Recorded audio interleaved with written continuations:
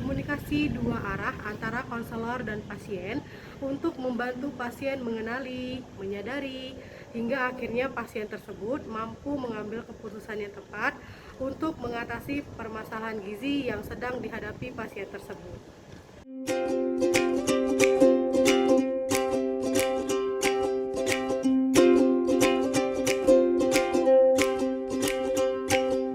Assalamualaikum. Waalaikumsalam, masuk Bu.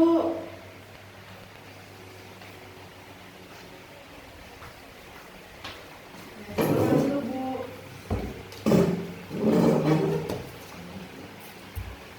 Perkenalkan, nama saya Selvi. Saya petugas gizi di Rumah Sakit Umum Daerah Priok Kamping. Jadi di sini saya ingin bertanya tentang seputaran makan, pola makan atau riwayat makan ibu dalam sehari-hari. Jadi nanti di sini ibu jawab dengan jujur.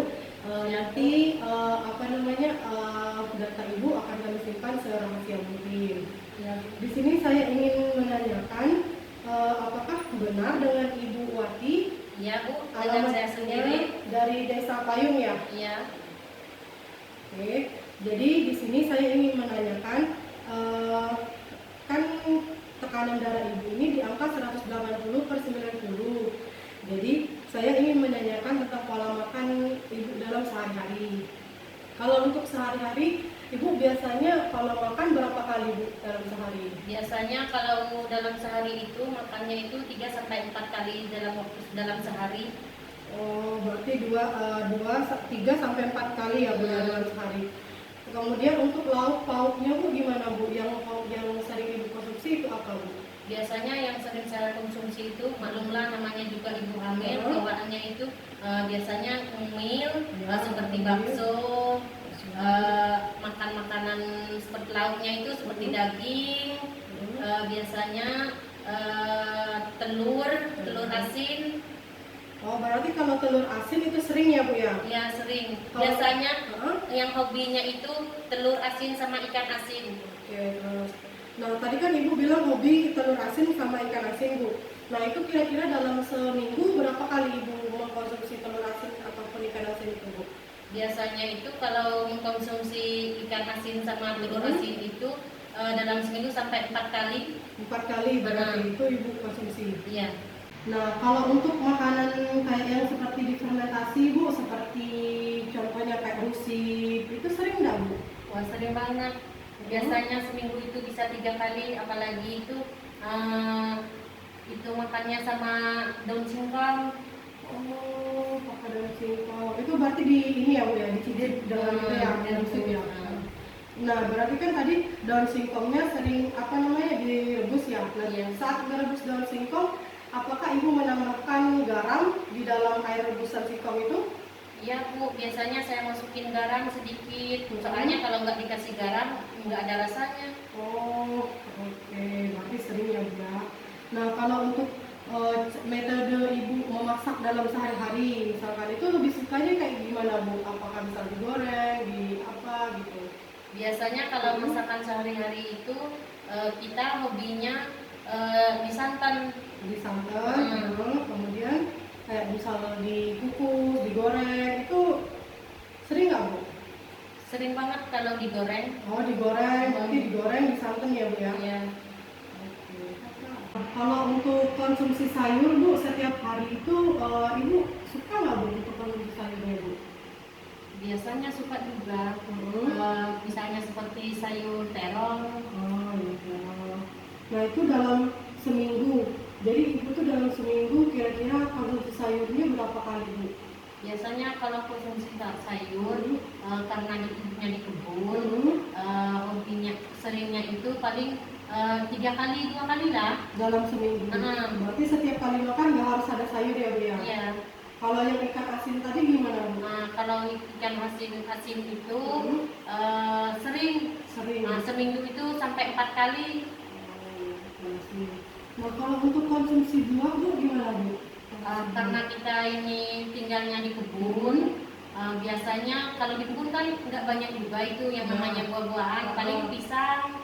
Paling ini dalam waktu seminggu itu konsumsi pisangnya itu 2 kali, mungkin cuma buah-buah pisang aja yang adanya. Yang ada di kebun aja Nah. gitu, Bu. Oke, siap.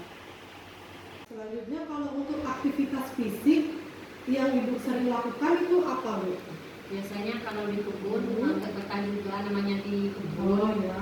Biasanya sering ngerumput, bersih-bersih halaman rumah yang di kebun. Pondok itu ya, Bu. Nah, Oke.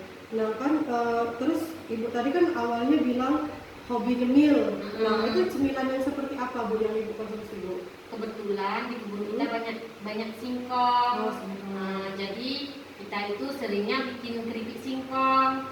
Terus keripik singkongnya itu dikasih masako biar ada rasanya.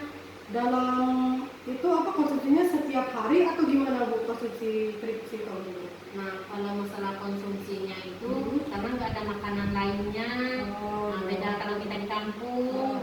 Jadi kalau mengkonsumsi keripiknya itu sering. Berarti ya, Dalam Bu? seminggu itu sering lah pokoknya. Berarti itu termasuk cemilan pokok ya, Bu, ya, kalau di Iya. kebun? Oke. Nah kemudian kalau misalkan kayak seperti ikan sarden itu sering nggak, Bu, Ibu masak ikan sarden itu, Bu? Biasanya kalau ikan sarden itu kita nyetok di Oh, kebun. gitu. Nah, itu kan masakan lebih praktis. Ya. Jadi kalau makan ikan sarden tadi dalam seminggu berapa kali, Bu?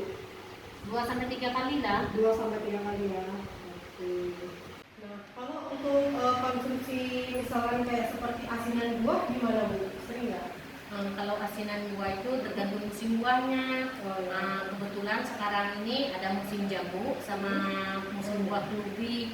Jadi kita itu kalau di kebun sering bikin asinan kayak gitu. Asinan juga. Asinan kelubi sama buah kelubi sama buah jambu. Berarti sekarang lagi musim ya, Bu, di kebun itu ya? Iya.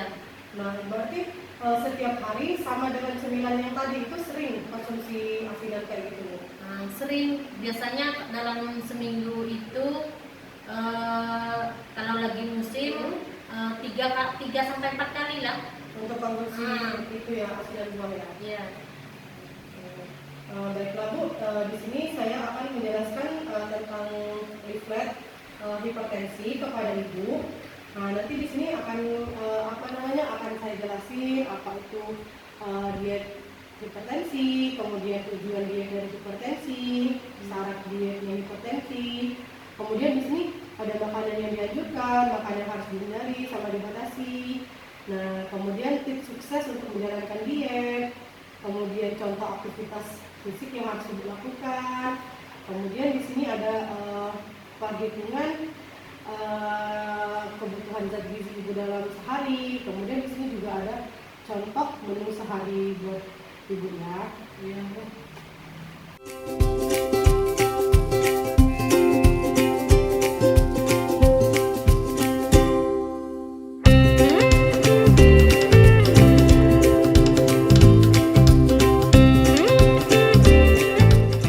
Baiklah, Bu, sekian penjelasan tentang leaflet hipertensinya. Kira-kira dari penjelasan yang tadi ada yang mau Ibu tanyakan? Saya rasa cukup, Bu. Berarti nggak ada pertanyaan ya, Bu, yang udah paham ya? Ya, insya Allah saya sudah paham. Baiklah, nanti kalau misalkan Ibu mau bertanya ataupun berkonsultasi gizi, nanti Ibu bisa menghubungi nomor WhatsApp yang ada di leaflet ini ya, Bu ya. Siap, Bu. Oke, nah jadi untuk sementara kita selesai dulu konsumsi gizinya. Semoga Ibu cepat sembuh ya. Ya, Bu, terima kasih.